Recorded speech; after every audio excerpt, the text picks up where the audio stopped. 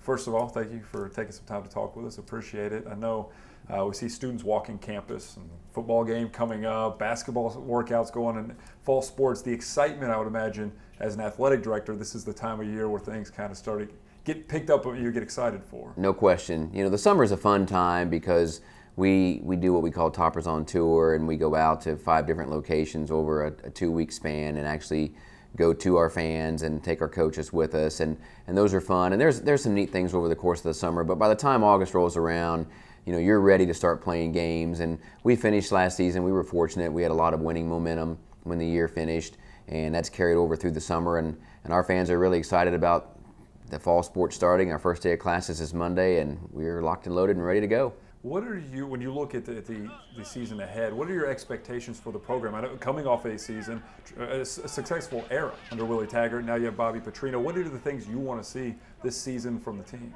Well, at the end of the year, I'd like us to be in a better spot than we were at the end of last season. And Coach Taggart did a terrific job here. In the 3 years he was here, if you look at the big picture, he inherited a program that had a 20-game losing streak. And we went through some growing pains his first year here, but then we had back-to-back winning seasons and then actually reached a bowl game last year. But last year was really a tale of 2 seasons. We started the year 5-1, and we had 2 sellout crowds, and everything was going great. And then, for whatever the reason, it was like you flipped a switch, and we ended up losing 5 of our last 7 games. And our last 2 home games of the year, we had less than 10,000 people in actual attendance at those games. So we lost a lot of the energy in the latter half of the year, and what Coach Petrino's done and the enthusiasm that he has created has brought that energy back to our program. And so what I'd like for us to do is certainly sustain the energy, grow our fan base, and add on what we did last season on the field. When that job became open, was that what attracted you to Coach Petrino, the enthusiasm he brings, kind of the name factor? Well, we looked at two major areas when we had to hire a head football coach. I mean, the first and foremost, we wanted to hire the best football coach, the person that we felt would give us the best chance to succeed on the field as a program, win games, and go to places that we've never been before, while at the same time keeping our academic standards high and certainly following all NCAA rules. So that was part one. But part two was who's out there that could also just by nature of their presence create enthusiasm and excitement. And he was the one guy that really was the best guy at fitting both of those categories, and that made it a no-brainer for us. And he obviously had a history, and he was out of the game for a while. People describe it as a chance, taking a chance on him. Do you view it as taking a chance hiring him here?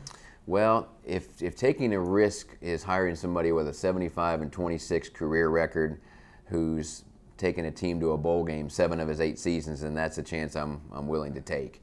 And certainly we know the reasons that he was out of coaching and he was available, and we talked to him about that at length, and we were very comfortable with the answers that we got from him. And I think what he pointed out that was really good was that how he'd learned from everything that had happened with Arkansas.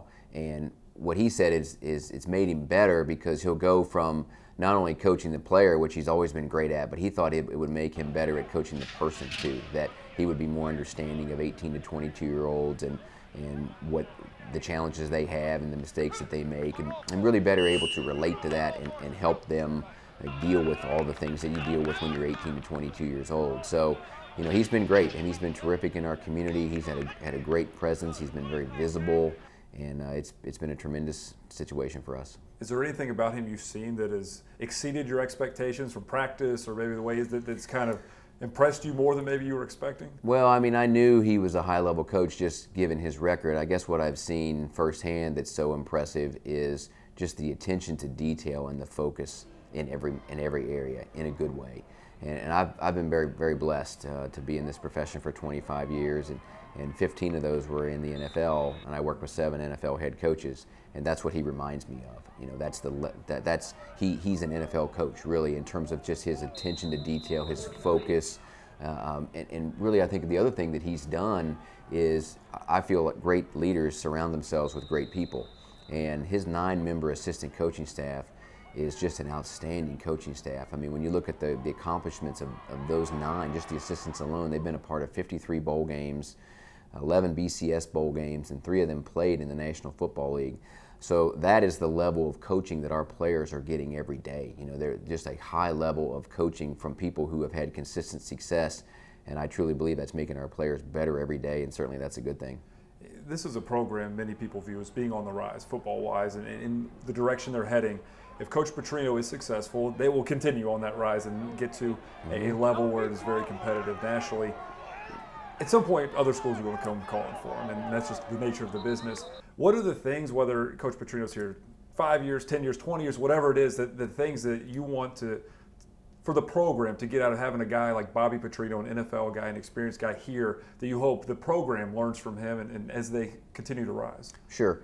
Well, the nature of the beast right now is there's just a lot of moving around in college football. I mean, our last coach, Willie Taggart, this was his alma mater, and he was only here 3 years.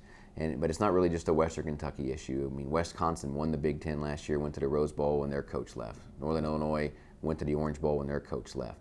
And I think what's so unique about us is you have the coach that went to the Orange Bowl, left his team, the coach that went to the Rose Bowl, left his team, but the coach that's coaching Western Kentucky this year has been to the Orange Bowl, the Sugar Bowl, and the Cotton Bowl in the last 6 years. So that's why I think we're really, really fortunate to have him here. I'm not naive to the fact that he's an outstanding coach and he will have opportunities at some point in the future. But what I hope happens here is that we just continue to get better as a program. That I believe he, when we hired him, was the best person that could take us to places we've never been. So hopefully during his tenure here, and I think there's a very good chance it's longer than people think it is, but however long it is, I believe he will take us to places we've never been on the field, and he'll grow our identity off the field.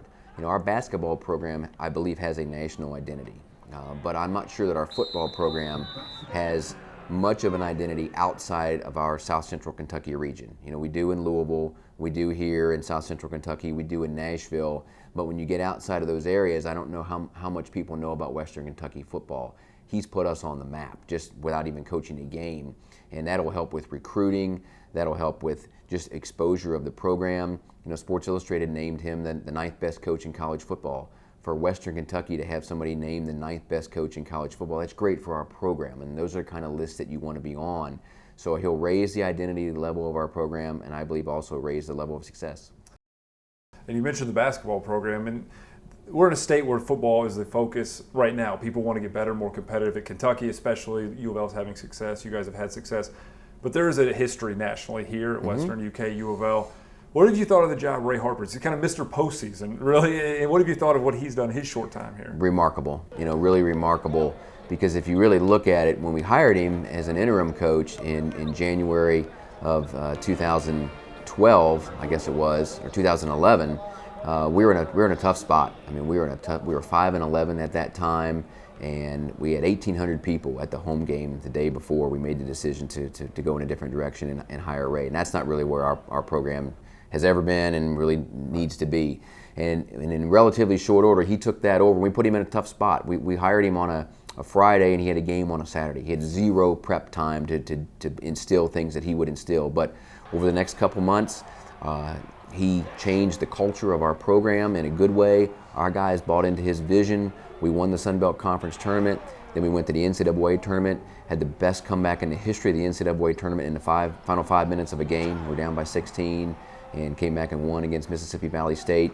So that was his first year. And then last year we were in a tough spot in January again for very different reasons. They were injury related this time, but we had a losing record and we weren't in a good spot. But he kept things together and again had us playing our best basketball at the end of the season. Under his leadership, we peaked in March each of the last 2 years and became the first program literally in the history of college basketball to win their conference tournament 2 straight years by winning 4 games in 4 days. So that's what he's done under adverse circumstances. So now with better recruiting, which he's done in more depth than we've ever had, I mean, I think we've just begun in terms of what he can do. And he's won 4 national championships. I don't know if people really realize that, but at the NAIA and Division II level, he has 4 national championships. The man's a winner. Everywhere he's been, he's won. He's won here, and I think he'll win at an even higher level here. We've talked on our show a lot about the state of Kentucky high school basketball, and it seems to be improving. There's a team at the Nike Peach Jam. We saw Coach Harper, Coach Boyden out there, scouting players.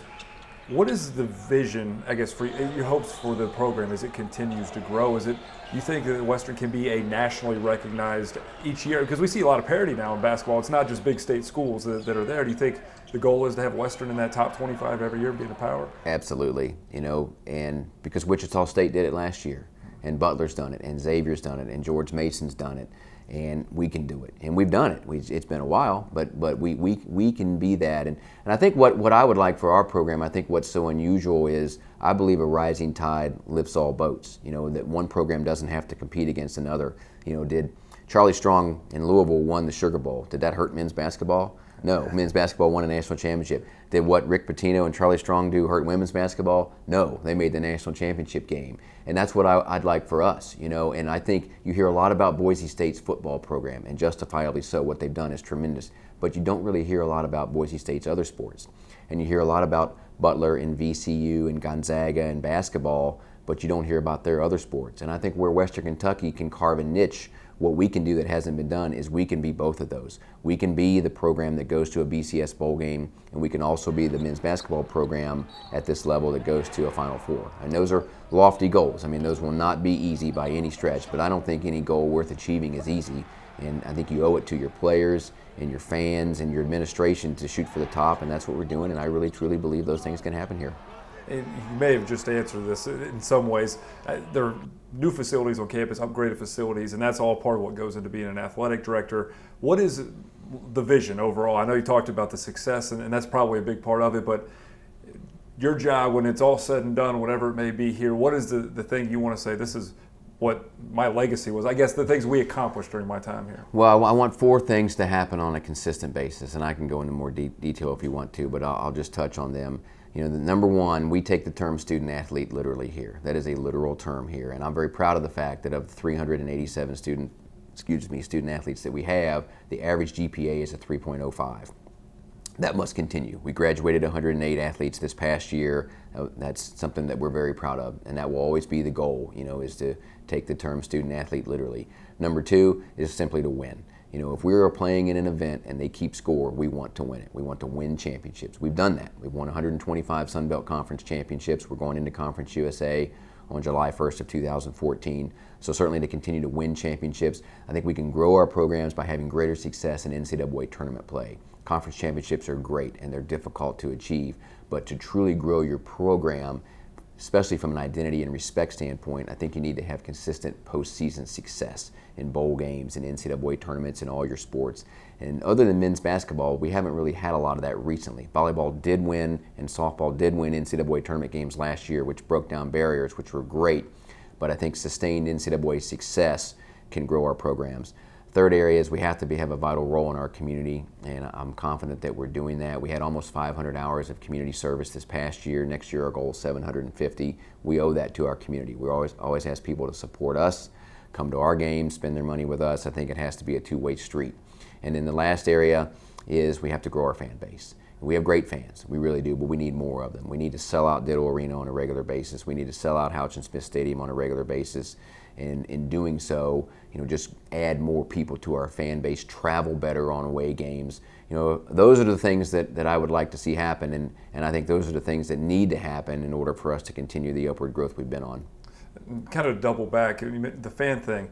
Has this series with UK helped that? Because I know from when I was in college, I knew a lot of people that went to Western, but still rooted for UK. You think this series has helped the neutral, maybe UK Western fan to maybe lean more pro-Western? They get to see the team in bigger, in a spotlight game kind of? Well, I mean, hopefully we've added some fans because of it. I think it's been great for the state of Kentucky because and again, the credit goes to Mitch and Coach Brooks because you don't see this very much, But I think college football would be better if you saw more of this, if you saw more states having these type of non-conference games early in the season, because I think fans of both sides, I think UK fans are probably more interested in UK playing us than maybe they are from playing somebody from another conference that they're not familiar with. And I know our fans are certainly more excited about us playing UK than they are even from other BCS schools from other leagues. I mean, it just locally and regionally, it's created a lot of interest, and that's good for college football, and hopefully we have added some fans because of that.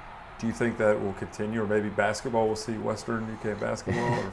Well, I mean, I'd love for it to continue, and Mitch and I talked about that, and actually even before last year's game, we agreed that this has been a 4-year series, and there was actually one other game that we played in Lexington. So we have played 5 out of 6 years, and we agreed we'd take a break for a few years and then talk again. Certainly, I would love to do it again. Again, UK has been great to do it for the 4 years, and particularly having 2 games outside of Lexington. But I'm hopeful that maybe in 2017, 18, 19, somewhere around there, we could do something along these lines again.